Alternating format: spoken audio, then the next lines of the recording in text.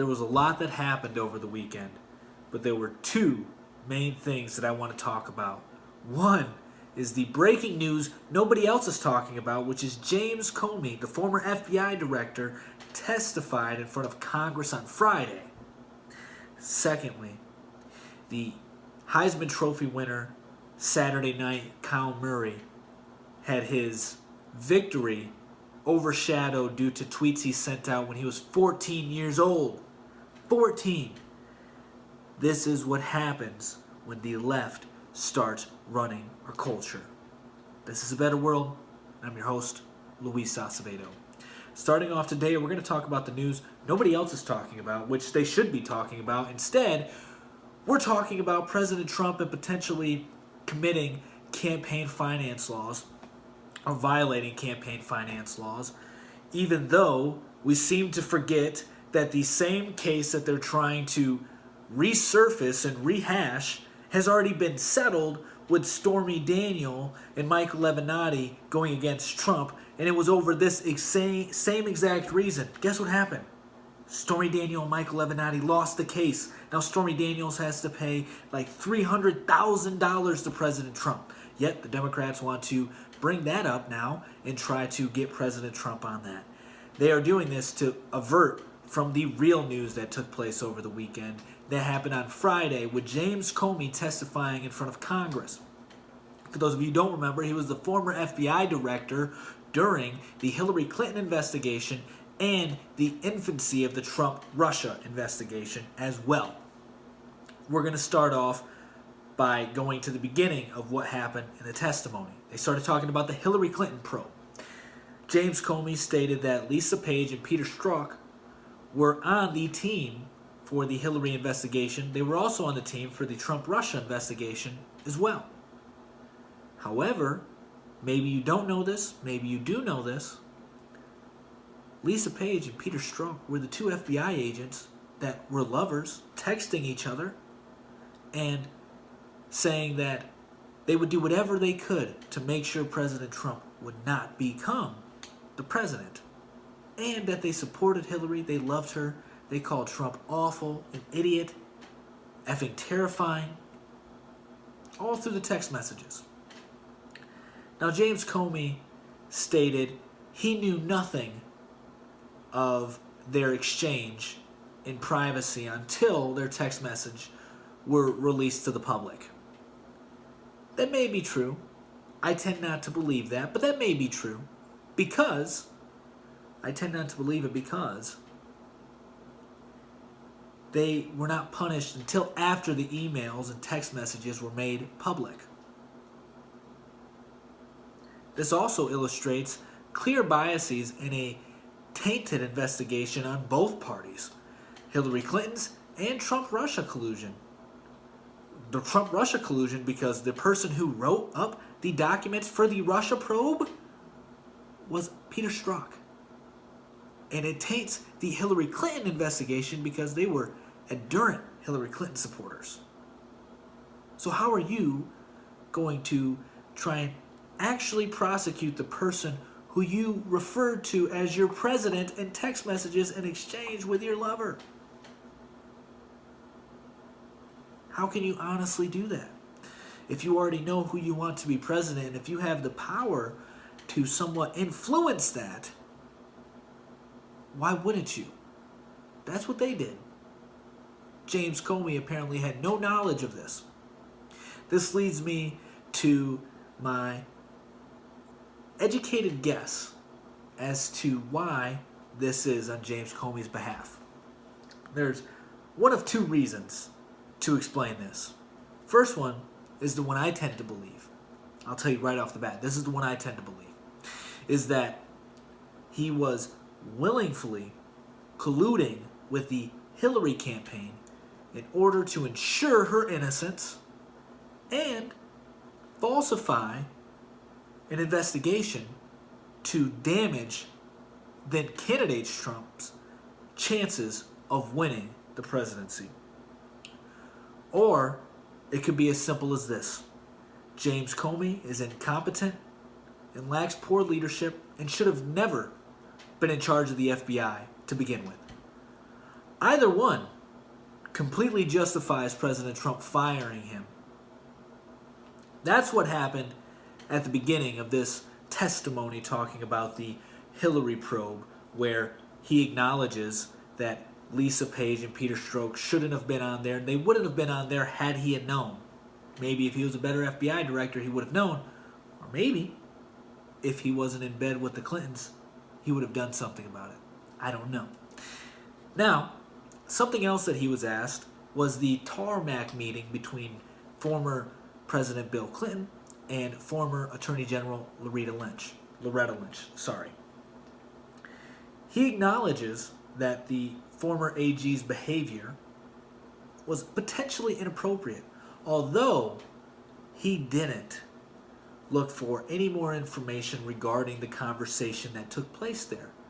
He did state that there was material that, if made public, and I quote this from the article I'm reading from the Epoch Times, that if made public would be used to cast doubt on whether Lynch had acted appropriately in the Hillary Clinton investigation. And this is on page 35 in the document released by Congress after the testimony.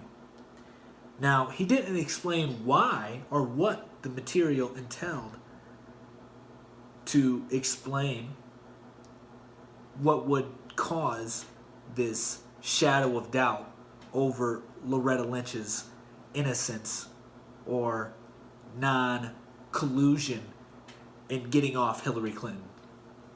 It is also important to note that James Comey acknowledges it was poor practice on Loretta Lynch's part to not recuse herself from the Hillary Clinton investigation. She didn't do it. She did not recuse herself. So right here, we're seeing a couple things take place. James Comey acknowledges that there was behavior within the Justice Department, the Department of Justice, that would be deemed inappropriate had it been known to the public. And James Comey lacked the curiosity and the fortitude to continue and properly investigate into what happened on the tarmac, especially since he took charge in the Hillary Clinton investigation and usurped the Department of Justice by declaring Hillary Clinton's innocence before the Attorney General could do so, which is the way it works, although he threw the rule books out, as he did multiple times. And we will see how as I go through what happened through the testimony. Now, when Hillary Clinton was interviewed by the FBI, James Comey stated he didn't know who wrote the questions, he didn't read them, he didn't know why the FBI didn't record them, he doesn't remember why the Clintons' interview wasn't conducted before a grand jury either. This goes back to my educated guess as to why this took place. Either he is willingly colluding with the Hillary campaign to ensure her innocence, or he's completely incompetent and lacks the leadership skills to lead a proper investigation into Hillary Clinton. Once again, I still believe the former here. How can you be the FBI director and not know what questions are going to be asked to the former Secretary of State, former Senator, and former First Lady of the United States? How would you not know what questions are going to be asked? Not only that, why would there be no questions within the interview that has anything to do with the tarmac meeting between with Bill Clinton and Loretta Lynch? That right there just smells like BS. It doesn't make any sense whatsoever. On top of that, they allowed Hillary Clinton's attorneys who were involved in the investigation, mind you, they were being investigated as well until they were given immunity by the FBI and allowed to be present during the FBI interview. James Comey also acknowledged that this was bad practice. You shouldn't do that. Why shouldn't you do that? Well, if these people were all going to be interviewed separately, you wouldn't want them to be in the same room together hearing the same story. That way they can all coordinate what they're going to say. This, again, shows that the FBI was willingly colluding with the Hillary Clinton campaign. It's that simple. Yet, we're not talking about it right now. You're not hearing about this in the news. This took place on Friday. This should be breaking news right now. There's so much more damaging information from the Hillary Clinton scandal that happened, yet we're not talking about it. We're diverting the issue to President Trump's campaign finance violations, which is a bunch of BS, let me tell you. There's nothing there. Nothing there. And good luck trying to impeach President Trump on that. Why do I say that? Well, the Senate is held by a majority of Republicans. So the Democrats are going to need to convince roughly 34 to 36 Republicans to vote in favor of an impeachment, even if it makes it to the Senate floor, which it won't. And guess what happens if they try to impeach President Trump? Not only will he remain the president, but they will see how Republicans felt when they attempted to impeach Bill Clinton on similarly bogus charges. What happened? Well, Bill Clinton became more popular and won re-election. They do this, President Trump will become more popular and win re-election. For sure, their chances of winning 2020 will go down to zero if they try and impeach Trump over these campaign finance violations, especially when more people are aware of what happened on Friday. We're not done.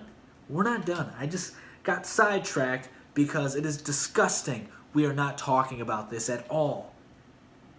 If they were responsible journalists, they would focus their attention on what happened Friday night. It's that simple. If you truly believe the mainstream media is unbiased in its presentation of the news, then you're living under a rock, or they have successfully indoctrinated you into believing that. I was taught something really young, and it was by my father. He told me, trust but verify. Unfortunately, we are just blindly trusting the mainstream media without verifying for ourselves. It's not good. It's not good. I'll get back to the testimony and what happened. So here we go. We are going to go on now to what happened with the ending of the Hillary Clinton email investigation. 2 months before the FBI interview took place, which I'll remind you, James Comey had no idea what the questions were, why it wasn't recorded, why it wasn't conducted in front of a grand jury. He didn't know anything.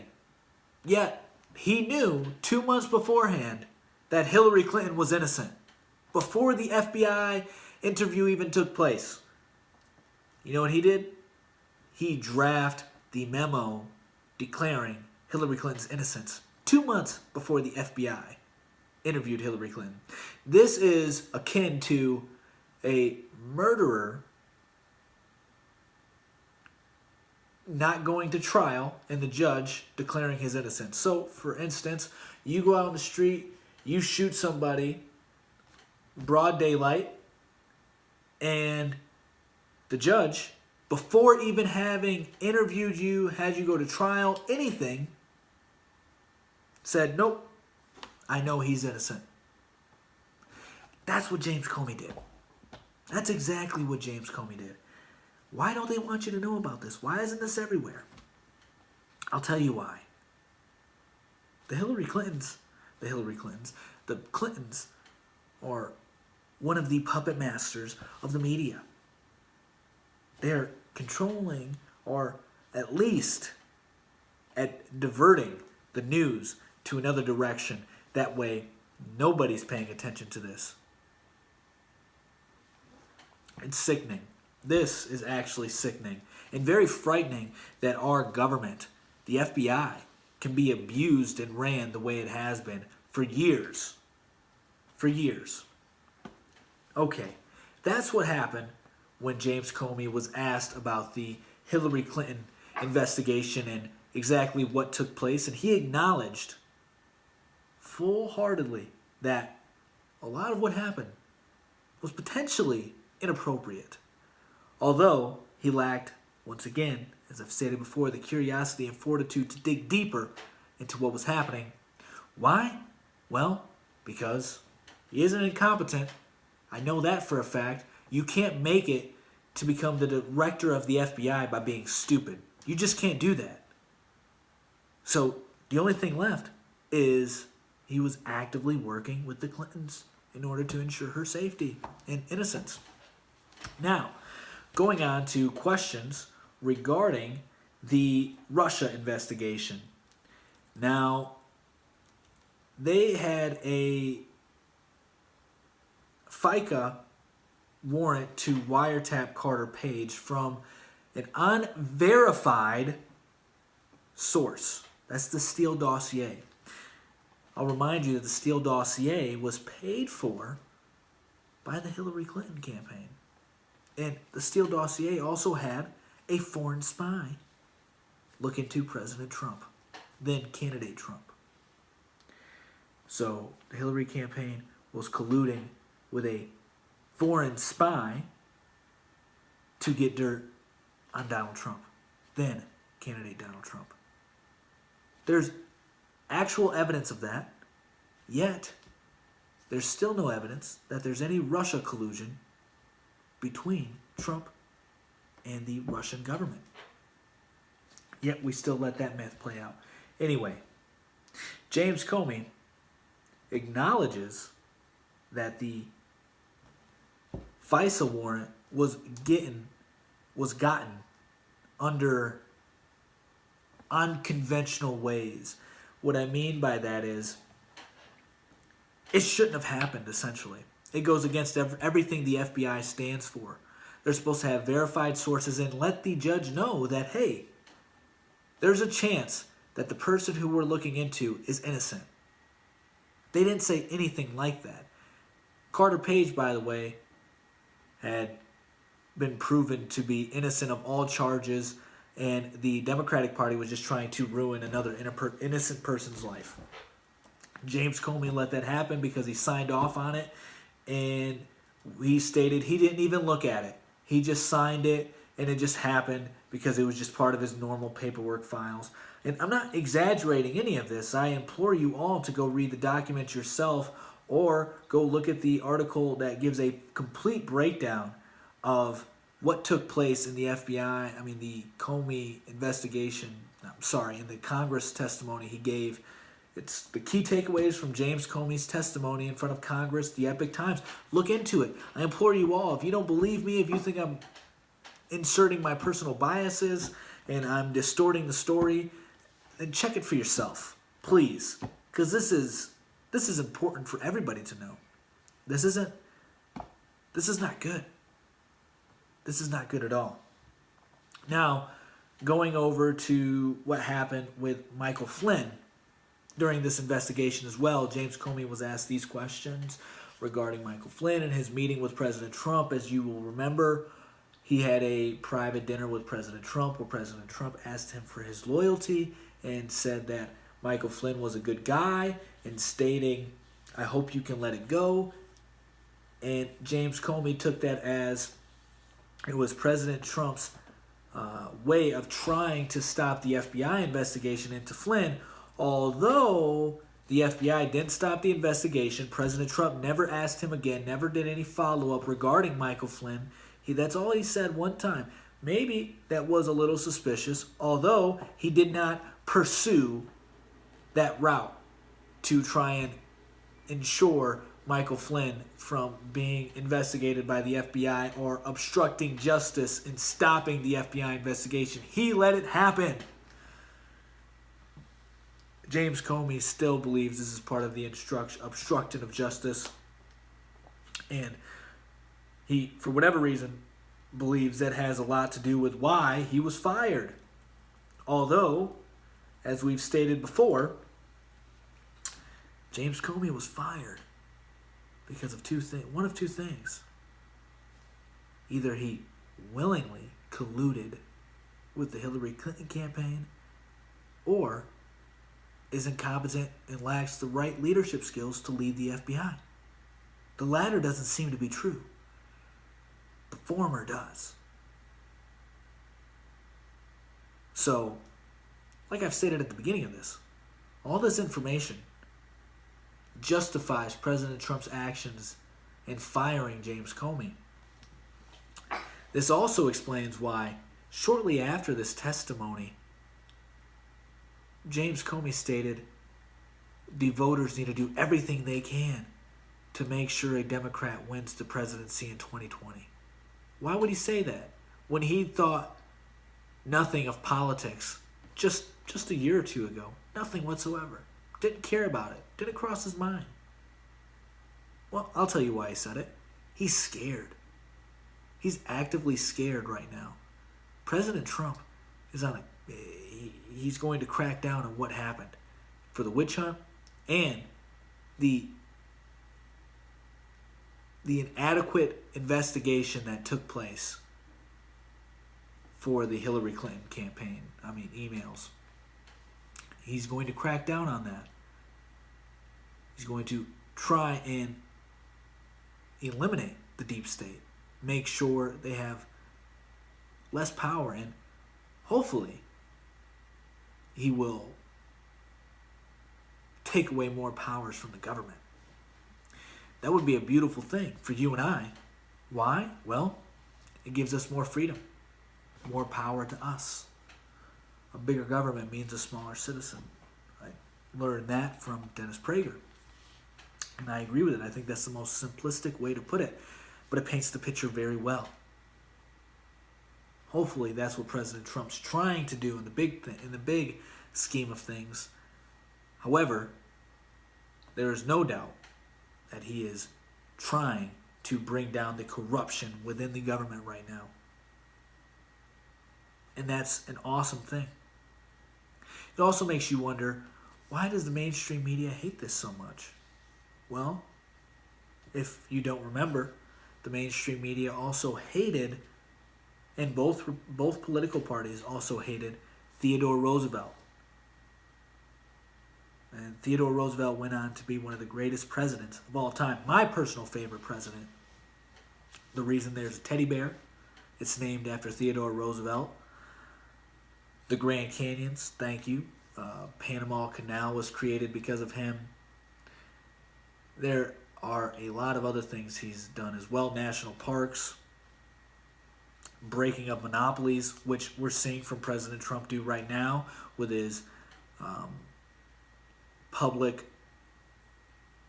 display of contempt for Google, Facebook, and what they're doing, the social media sites. He's talking about that. So let's remember that. Theodore Roosevelt was also hated by both political parties and bashed in the news, just like President Trump. Roosevelt wanted to break up monopolies. President Trump is trying to break up monopolies as well. It's as simple as that. They hate him because he's trying to do right by you and I. That's why they hate him.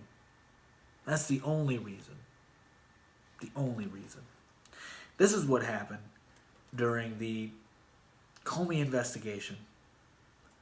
I wanted to give you guys everything I knew about it because I did a lot of research And hopefully this will open people's eyes to realize what's going on with the Russia investigation is a witch hunt. It's a witch hunt. There's still no evidence, none whatsoever.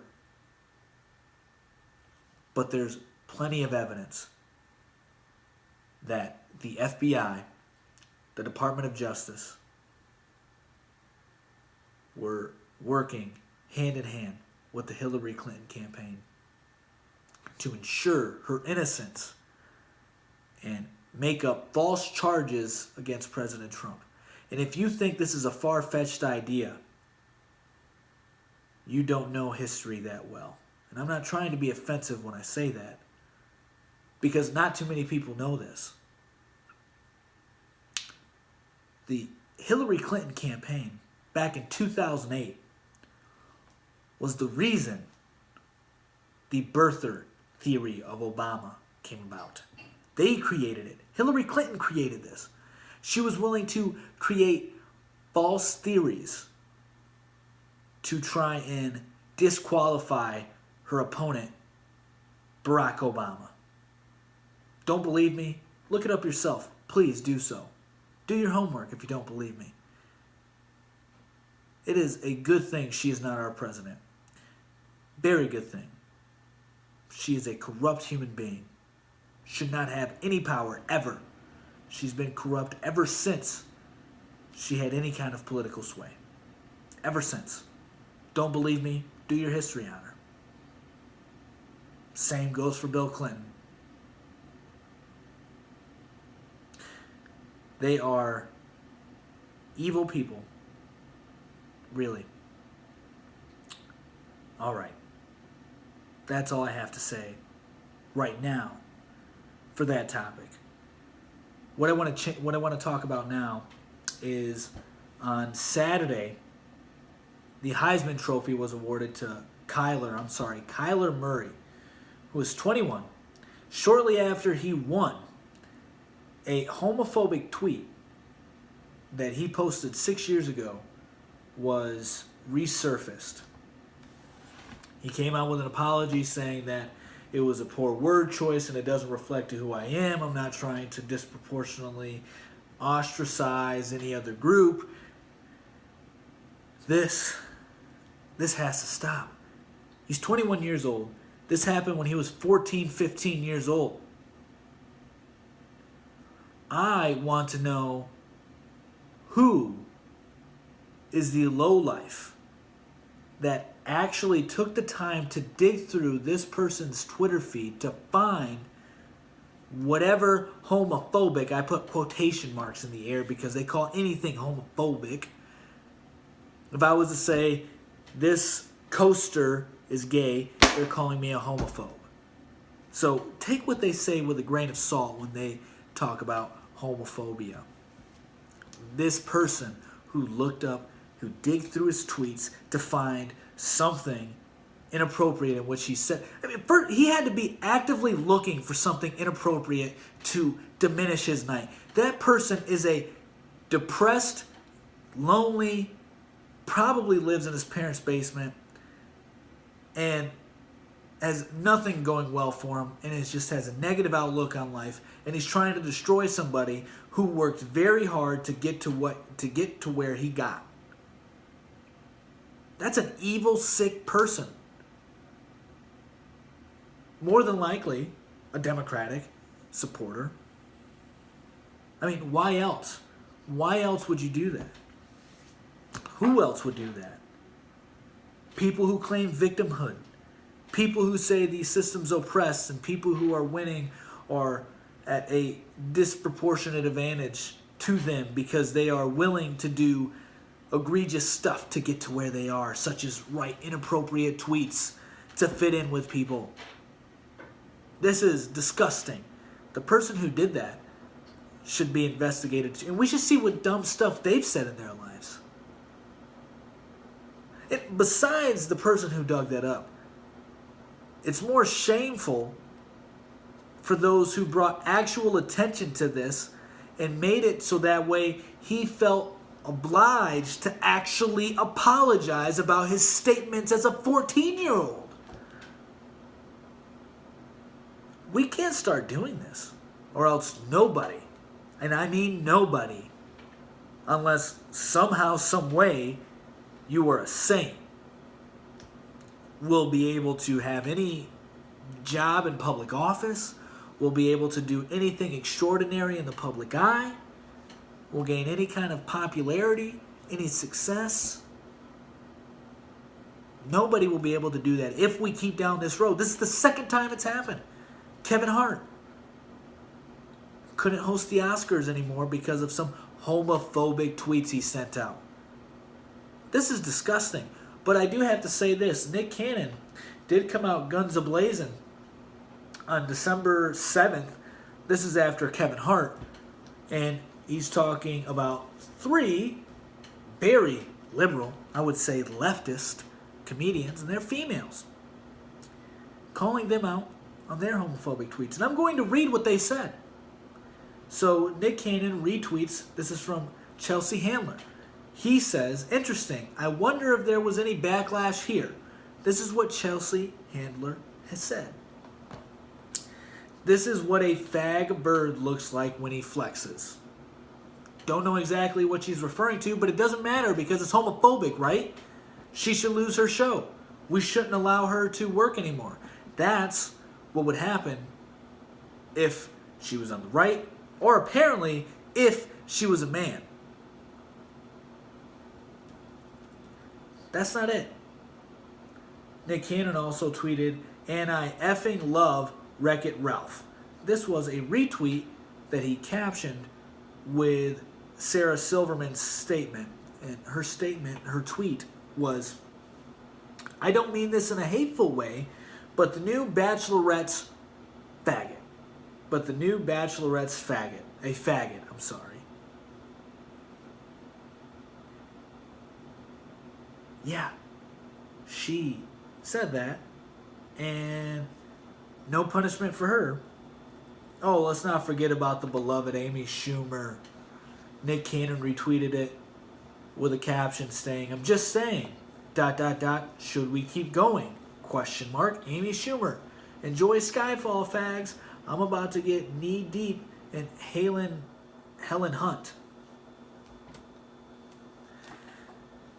We don't hear anything about this. I'll tell you why we don't hear anything about this. They're white women who are extremely left-leaning, all supported Hilary Clinton. Therefore, they get a free pass to say whatever the heck they want to say, and it doesn't matter because they support leftist ideology.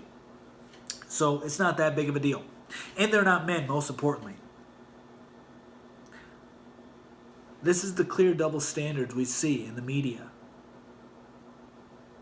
This is an evil game that's being played right now. We have to wake up and realize it. This is an attempt to destroy free speech. Do I think Sarah Silverman, Amy Schumer, or Chelsea, why am I drawing a blank? Handler. Why? I don't believe that they should be punished for what they said. I don't. Not one bit. You know why? Because I am an avid believer in the First Amendment. I support it.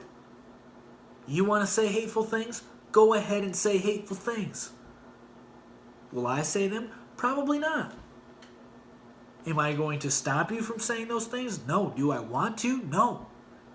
Should anybody be punished for what they said? No. Unless you're actively inciting violence, this does not constitute inciting violence. You know what does? Yelling fire in the middle of a crowd, which wouldn't incite violence, but it would cause mass hysteria.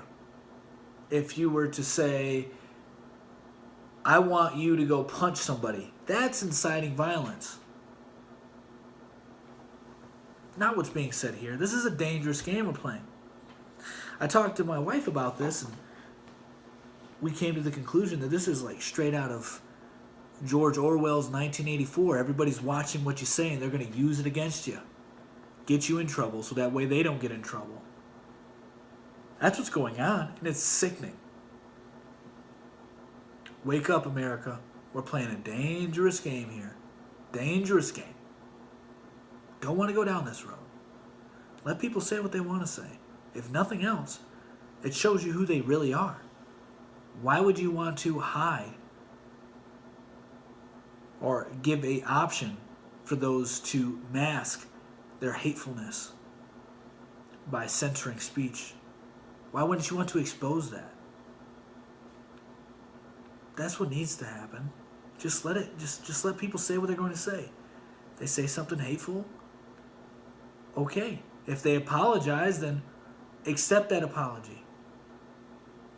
Or not. It's up to you. It's your choice. But don't try to tear down the First Amendment. It's not a good idea. You take away the First Amendment, you take away all of our freedoms, all of our liberties, every single last one of them. So be sure you want to go down this route. I don't think you do. That's what I have for the news today. I hope you all have a wonderful Monday, and we'll see you again tomorrow. Peace.